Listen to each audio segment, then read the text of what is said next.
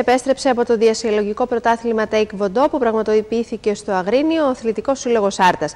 Συμμετείχαν σύλλογοι από όλη τη βορειοδυτική Ελλάδα και οι κατηγορίες ήταν παιδών, κορασίδων, εφήβων, νεανίδων, ανδρών, γυναικών.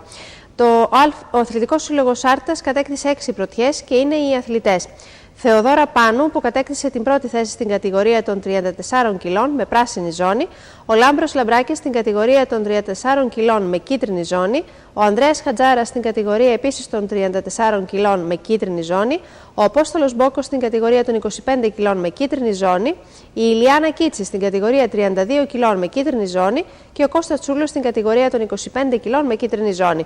Ο Ορτινός Σύλλογος κατέκτησε και 2 δεύτερες θέσεις, με τον Μιλτιάδη Πάνο στην κατηγορία των 55 κιλών και